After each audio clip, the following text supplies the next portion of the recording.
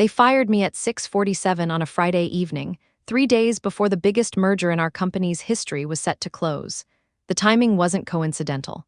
They wanted me gone before I could raise any more inconvenient questions about the deal they were desperate to push through. What they didn't anticipate was how thoroughly I had prepared for exactly this scenario, or how much damage one angry M&A executive could inflict over a single weekend. My name is Alexandra Morrison, and this is the story of how I turned their Friday night termination into Monday morning devastation. For 12 years, I had been the architect of Meridian Capital's most successful acquisitions. While other investment firms chased flashy tech startups and trendy market sectors, I specialized in the unglamorous but profitable world of industrial consolidation. Manufacturing companies, logistics networks, supply chain integrators. The businesses that actually moved products and generated consistent cash flow while everyone else played with digital fantasies. My track record spoke for itself. 17 completed acquisitions totaling over $2.8 billion in transaction value, an average return on investment of 34% across all deals. 0 failed integrations, 0 regulatory challenges, and a reputation in the industry for finding value where others saw only complexity. I didn't just identify good acquisition targets. I built relationships with their leadership teams, understood their operational challenges, and structured deals that created genuine synergies rather than financial engineering tricks. The Hartwell Industries acquisition had been my project from inception. Hartwell was a family-owned industrial equipment manufacturer with facilities across the Midwest, annual revenues of $600 million, and a customer base that read like a Fortune 500 directory. More importantly, they had spent the last decade investing in automation technology that positioned them perfectly for the next generation of domestic manufacturing. I had been cultivating a relationship with James Hartwell, the company's CEO and grandson of the founder, for over 3 years. Not through aggressive pitches or corporate schmoozing, but by providing genuine strategic insights during industry conferences and connecting him with potential customers and suppliers in my network. When James finally decided that Hartwell Industries needed a capital partner to fund their expansion plans, I was the first person he called. The initial deal structure was elegant in its simplicity.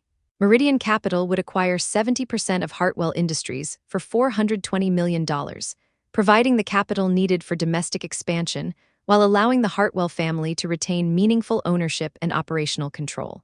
James would continue as CEO, his management team would stay intact, and we would add value through strategic guidance and access to our portfolio company network. I spent 6 months leading the due diligence process, working directly with Hartwell's CFO, Margaret Chen, to understand every aspect of their business. Their financials were clean, their operations efficient, their growth projections conservative and achievable. This was exactly the kind of acquisition Meridian specialized in. Solid fundamentals, experienced management, clear value creation opportunities, and a purchase price that reflected genuine business value rather than market speculation.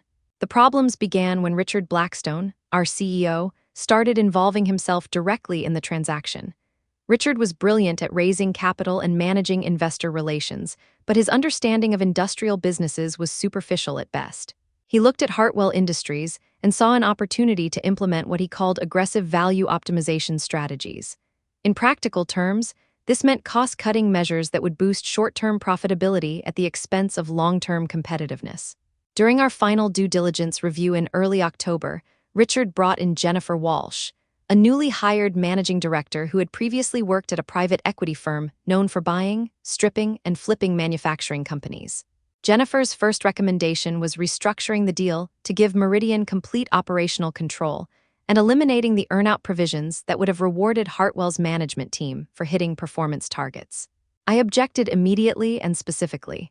James Hartwell had agreed to the acquisition based on our commitment to preserving his company's operational culture and long-term strategic focus. Changing the fundamental structure 3 weeks before closing would be a breach of faith that could torpedo the entire transaction. More importantly, Hartwell Industries' value derived from their experienced management team and established customer relationships.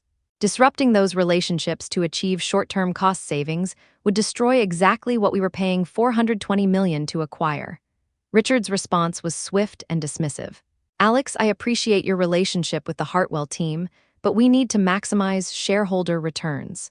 Jennifer has identified significant efficiency opportunities that we'd be irresponsible to ignore." Jennifer's efficiency opportunities, when examined closely, were appallingly short-sighted. Eliminate the research and development budget that had produced Hartwell's automation advantages. Consolidate manufacturing facilities to reduce overhead despite the customer service implications. Replace experienced technicians with lower-cost alternatives, regardless of the impact on quality control. It was a textbook example of financial engineering disguised as strategic optimization. I compiled a detailed analysis showing how Jennifer's proposed changes would likely reduce Hartwell's revenues by 15 to 20% within 2 years, while alienating the customer base that justified our acquisition multiple. I presented this analysis to Richard, to our investment committee, and directly to several board members.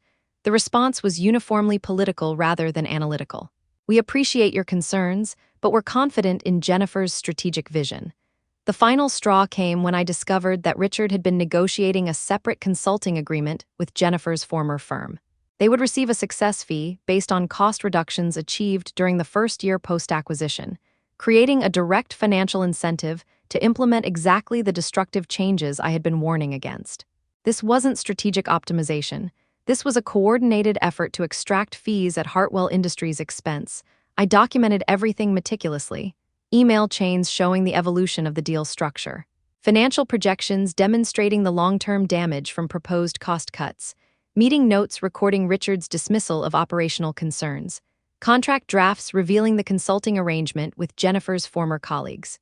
By the time I walked into Richard's office that Friday evening, I had built an irrefutable case that Meridian was about to destroy a perfectly good acquisition for the sake of short-term fee generation. Alex, Richard began before I could sit down, we need to discuss your role going forward. I placed my portfolio on his desk and took the chair across from him, noting that Jennifer was already seated to his right. The power dynamic was clear and intentional. I understand there have been some concerns about the strategic direction for Hartwell Industries, Richard continued. Jennifer and I have been discussing the importance of maintaining unified leadership during the integration process. Unified leadership, I repeated carefully. What specific concerns are you referring to? Jennifer leaned forward, her tone professionally sympathetic. Alex, your expertise in identifying acquisition targets is invaluable, but the integration phase requires different skills. We think your talents would be better utilized developing new deal flow rather than managing existing transactions. They were offering me a lateral transfer to business development, effectively removing me from the Hartwell deal while maintaining the pretense that this was a promotion rather than a demotion. I appreciate the consideration, but I'm committed to seeing the Hartwell acquisition through completion. James Hartwell and his team are expecting continuity in their primary relationship with Meridian. Richard's expression hardened. Alex, the decision has been made. Jennifer will be leading the Hartwell integration. Your last day on that project is today, I see. I opened my portfolio and removed the documentation I had prepared. In that case, I need to share some concerns about irregularities I've discovered during the due diligence process. For the next 20 minutes, I methodically presented evidence of the coordinated effort to restructure the Hartwell deal for Meridian's short-term benefit at the expense of both Hartwell Industries and our own long-term returns. I showed them the consulting agreement that created perverse incentives for value destruction. I walked through the financial projections, demonstrating how their cost-cutting measures would likely trigger customer defections and competitive disadvantage. When I finished, Richard was quiet for a long moment. Then he stood and walked to his window overlooking the city. Alex, I think you've become too emotionally invested in this transaction. Sometimes the best strategic decisions require difficult operational changes. These aren't strategic decisions, Richard. They're short-sighted moves designed to generate consulting fees. You're about to pay $420 million for a company and then systematically destroy what makes it valuable. I think we're done here, Jennifer interjected. Alex, your concerns have been noted, but the strategic direction has been finalized. I closed my portfolio and stood. In that case, I'll need to consider my options carefully. Richard turned from the window. Let me be clear, Alex. If you're considering any action that could interfere with this transaction, that would be a serious violation of your employment agreement and fiduciary duties. I met his gaze steadily. I'm considering what's in Meridian Capital's best interests, which is what I've been hired to do for 12 years. As I walked toward the door, Jennifer called after me. Alex will need you to transfer all your Hartwell files to my team before you leave tonight. I paused at the threshold. The files are company property, of course, though I should mention that some of the more sensitive due diligence materials are in my personal custody as lead deal architect. I'll need to review those carefully before any transfer to ensure proper handling of confidential information. It was a carefully crafted statement that was technically truthful while implying exactly what I intended. Richard and Jennifer exchanged a look that told me they understood the subtext perfectly. "How long do you need for that review?" Richard asked. "Through the weekend should be sufficient. I'll have everything organized for transfer first thing Monday morning." That gave me exactly 64 hours to execute the most important project of my career. I left Meridian Capital's offices at 7:15 that Friday evening, but I didn't go home. Instead, I drove directly to the Fairmont Hotel downtown, where I had reserved a suite under my personal name. The room would serve as my command center for the weekend operation I had been planning for weeks. The first call I made was to James Hartwell himself. He answered on the second ring, probably expecting updates on the closing procedures scheduled for the following Tuesday. "Alex, good to hear from you. I assume you're calling about the final documentation review?" "Actually, James, I'm calling about something much more serious. I've discovered some irregularities in Meridian's plans for post-acquisition operations that you need to know about immediately." I spent the next 45 minutes walking James through every detail of Richard and Jennifer's restructuring plans, the cost-cutting measures that would eliminate his R&D budget, the facility consolidations that would disrupt customer relationships, the personnel changes that would replace his experienced technicians with lower-cost alternatives. Most importantly, the consulting arrangement that created financial incentives for Meridian to pursue these destructive changes, regardless of their impact on Hartwell Industries' long-term competitiveness. James listened without interruption, asking occasional clarifying questions. When I finished, he was quiet for a long time. "Alex, this is completely contrary to everything we discussed during negotiations. Richard personally assured me that Hartwell's operational structure would remain intact." "I know, James. That's why I'm calling. They've been planning this restructuring since bringing Jennifer onto the team, but they didn't want to disclose it until after closing when you'd have no leverage to object." Another long pause. "What are my options at this point?" "Legally, you can still withdraw from the transaction. The merger agreement includes specific provisions about material changes to post-acquisition plans. If you can demonstrate that Meridian misrepresented their intentions, you have grounds for termination. But that would mean walking away from $420 million in expansion capital." "James, I've run the numbers on their proposed changes. Within 2 years, Hartwell Industries would likely be worth less than it is today. You'd be better off finding alternative financing than submitting to this kind of value destruction." By the time we ended the call, James had agreed to convene an emergency board meeting for Saturday morning. More importantly, he had authorized me to share our conversation with Margaret Chen, Hartwell's CFO, who would be crucial in documenting the case for withdrawal from the merger. My second call was to Margaret Chen directly. Margaret was brilliant, methodical, and had been just as concerned as I was about some of the operational changes Jennifer had been proposing during due diligence. "Alex, I was hoping you'd call. Some of the integration plans Jennifer shared yesterday are deeply concerning. Margaret, I need to tell you something that's going to change everything about this deal." I walked her through the same information I had shared with James, but with additional focus on the financial implications. Margaret understood immediately that the proposed changes weren't just operationally destructive, they were financially fraudulent. Meridian was effectively planning to acquire Hartwell Industries under false pretenses, then implement changes that would reduce the company's value while generating consulting fees for Jennifer's former colleagues. By Saturday morning, Margaret had prepared a comprehensive analysis showing how Meridian's restructuring plans violated multiple representations in the merger agreement.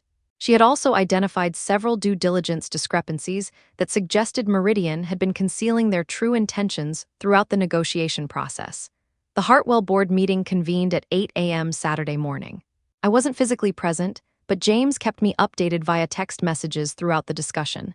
The board's reaction to the evidence was swift and decisive. By 10:30 a.m., they had voted unanimously to withdraw from the merger, citing material misrepresentation and breach of negotiating faith. But withdrawing from the merger was only the beginning of my weekend project. The real damage would come from what happened next. My third call had been to David Richardson, managing director at Consolidated Trust, the pension fund that was Meridian Capital's largest institutional investor. David and I had worked together on 3 previous acquisitions, and he had specifically praised my due diligence work on complex industrial deals. "David, I need to share some confidential information about a transaction that could significantly impact Meridian's reputation and performance." I spent Saturday afternoon walking David through the Hartwell situation. focusing particularly on the consulting arrangement that created conflicts of interest between Meridian's stated strategy and their actual financial incentives. David's response was immediate and alarmed. "Alex, if what you're telling me is accurate, this represents a serious breach of fiduciary duty. We have specific language in our investment agreements about conflicts of interest in portfolio company management." By Saturday evening, David had contacted 3 other major institutional investors in Meridian Capital. By Sunday morning, they had scheduled an emergency conference call to discuss the situation. By Sunday afternoon, they had collectively demanded an immediate review of Meridian's deal management practices and threatened to withdraw their capital commitments if the Hartwell transaction proceeded as planned. My fourth call was to Sarah Martinez at the Wall Street Journal. Sarah covered private equity and had written several articles about conflicts of interest in the industry. She was always looking for well-documented examples of the kind of fee extraction schemes that gave private equity a bad reputation. "Sarah, I have a story that demonstrates exactly the kind of value destruction you've been writing about." I provided Sarah with carefully selected documents that showed the pattern of misrepresentation and conflict of interest without violating any confidentiality agreements or insider information restrictions. Everything I shared was either publicly available through regulatory filings or directly related to my legitimate concerns about fiduciary duty breaches. By Sunday evening, Sarah was preparing an article titled, "When Private Equity Restructuring Goes Wrong," a case study in conflicted incentives. The article would be published Monday morning, coinciding perfectly with the Hartwell withdrawal announcement. But the most devastating call I made was to Robert Kim, senior partner at Crawford, Patterson and Associates, the law firm that had handled Meridian's previous acquisitions. Robert had worked with me directly on due diligence issues and understood both the legal and practical implications of misrepresenting post-acquisition plans. "Robert, I need advice about a potential fiduciary duty problem that could expose Meridian to significant legal liability." Robert listened carefully as I explained the situation, asking pointed questions about documentation and timeline. His assessment was unambiguous. "Alex, if Hartwell can prove that Meridian misrepresented their post-acquisition intentions, they could have grounds for a tortious interference claim worth hundreds of millions. More immediately, Meridian's institutional investors could claim that these conflicts of interest violate their investment agreements." By Sunday evening, Robert had prepared a preliminary legal analysis that he planned to share with Meridian's board of directors Monday morning. His assessment concluded that proceeding with the Hartwell acquisition under the restructured terms would expose the firm to multiple categories of legal liability. Sunday night, I sat in my hotel room surrounded by the documentation that had taken 12 years to accumulate. Emails, financial analyses, meeting notes, relationship maps, legal assessments, media contacts. The infrastructure of a career spent building value rather than extracting it. At 11:15 p.m., I sent a single email to Richard Blackstone and Jennifer Walsh. "As promised, I've spent the weekend reviewing the sensitive due diligence materials in my custody.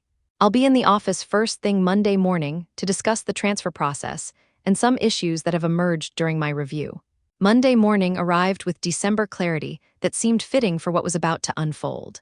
I dressed in my best navy suit, the one I wore for closing dinners and board presentations, professional armor for corporate warfare. I arrived at Meridian Capital's offices at 7:30 a.m., 90 minutes before my scheduled meeting with Richard and Jennifer. The building was mostly empty, just security guards and the occasional early-arriving analyst. I used my keycard to access the 32nd floor and walked directly to the conference room where we had planned Hartwell Industries' future just days earlier. At exactly 9 a.m., Richard and Jennifer entered the conference room. Richard looked like he hadn't slept well. Jennifer carried a stack of legal documents, probably prepared over the weekend by Meridian's outside counsel. "Good morning, Alex." Richard's tone was carefully controlled. "I trust you've had a productive weekend reviewing those materials." "Very productive." I opened my laptop and connected to the conference room's presentation system. "I've prepared a brief update on the Hartwell situation that you both need to see." The first slide was simple: Hartwell Industries transaction status update. The second slide contained a single sentence: "Merger terminated by target company board vote, Saturday 10:30 a.m." The silence in the room was absolute. Jennifer went pale. Richard stared at the screen like it contained a mathematical impossibility. "That's impossible," Jennifer finally said. "They can't withdraw this close to closing." I clicked to the next slide, which showed relevant excerpts from the merger agreement. Section 7.3 allows withdrawal for material misrepresentation of post-acquisition intentions. Section 8.1 permits termination if acquirer fails to maintain good faith negotiating standards. Based on documentation provided by Meridian Management, Hartwell's board concluded that both conditions were satisfied. What documentation? Richard's voice was tight. I clicked through several more slides, each showing evidence of the consulting arrangement, the planned operational changes, and the timeline proving that these plans had been concealed during negotiations. Richard found his voice. Alex, you had no authority to share confidential information with the target company. I shared no confidential information. I simply disclosed Meridian's post-acquisition plans, which Hartwell had every right to know before consenting to the merger. Jennifer leaned forward. This is industrial sabotage. You've deliberately torpedoed a $420 million transaction. I've prevented Meridian Capital from entering a transaction that would have exposed us to significant legal liability while destroying value for both our firm and the target company. My phone buzzed with a text message. I glanced at it briefly, then looked back at Richard and Jennifer. That's David Richardson from Consolidated Trust. He's requesting an immediate meeting with Meridian's senior management to discuss institutional investor concerns about our deal management practices. Another buzz, Sarah Martinez at the Wall Street Journal. Her article about conflicts of interest in private equity restructuring publishes in 2 hours.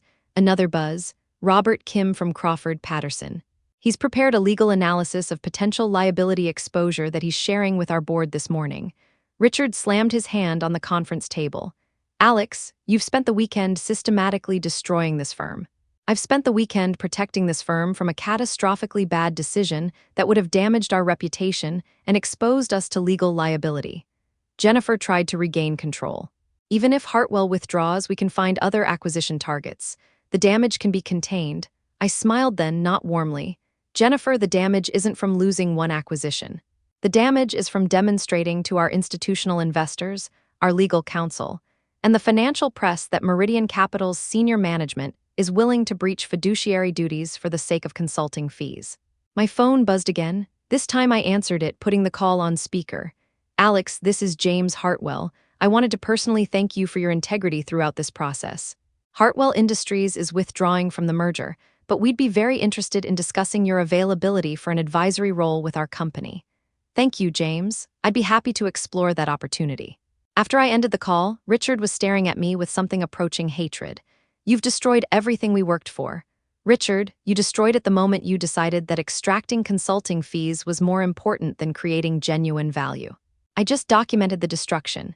Within 2 hours, Meridian Capital's conference room was filled with lawyers, board members, and representatives from our major institutional investors. The Hartwell deal was officially dead, $420 million in transaction fees were gone, and Richard Blackstone was facing questions about his judgment that would ultimately cost him his position as CEO. Jennifer Walsh lasted until Wednesday, when the Wall Street Journal article prompted additional scrutiny of her consulting arrangements. She resigned to pursue other opportunities, though those opportunities proved remarkably scarce once her approach to value creation became public knowledge. As for me, I was offered Richard's position as CEO, but I declined. Instead, I accepted James Hartwell's offer to join Hartwell Industries as Chief Development Officer, leading their expansion into new markets and product lines. The compensation package included equity that would prove far more valuable than anything Meridian could have offered. 6 months later, Hartwell Industries completed a strategic partnership with a family of manufacturing companies that provided the expansion capital they needed while preserving their operational independence. The partnership was structured around the long-term value creation principles that Meridian had been prepared to abandon for short-term fee generation. Meridian Capital was acquired by a larger private equity firm 8 months after the Hartwell debacle. The acquisition price reflected the reputational damage from failed deals and institutional investor defections. Most of the senior management team was replaced during the integration process. They fired me on a Friday evening, assuming I would spend the weekend quietly accepting their decision. Instead, I spent 64 hours systematically dismantling the deal they thought was more important than my integrity. By Monday morning, their $420 million victory had become a career-ending defeat. The lesson, I suppose, is that in the investment world, relationships and reputation take years to build and can be destroyed in a weekend. Richard and Jennifer learned that the hard way. They thought they could dispose of inconvenient expertise and proceed with value-destructive strategies. What they discovered was that the expertise they had discarded carried with it the relationships and credibility that made their deal possible in the first place. Without those relationships, their carefully planned acquisition became an embarrassing public failure that damaged everything they had worked to build. My name is Alexandra Morrison, Chief Development Officer of Hartwell Industries, former Managing Director of Meridian Capital, and proud destroyer of bad deals that masquerade as good business. They fired me Friday evening to clear the path for their $420 million mistake. By Monday morning, I had made sure that mistake would never happen. The next time someone tries to dispose of expertise that threatens their bad judgment, I suggest they consider exactly what that expertise might accomplish once it's no longer constrained by employment agreements and corporate loyalty. The answer might surprise them more than it surprises anyone else. If this story of corporate payback resonated with you, you've found the right community. Here at Corporate Payback Stories, we share stories of professionals who refuse to be underestimated and prove that competence always defeats politics. Hit that subscribe button and ring the notification bell if you believe that hard work and integrity deserve respect. Share this video with someone who's ever felt undervalued at work. Tell us in the comments. Have you ever been underestimated in your career? How did you prove them wrong? Your professional stories inspire our community. Thank you for watching, and remember, workplace injustice meets professional justice. Until next time, stay professional, stay strategic.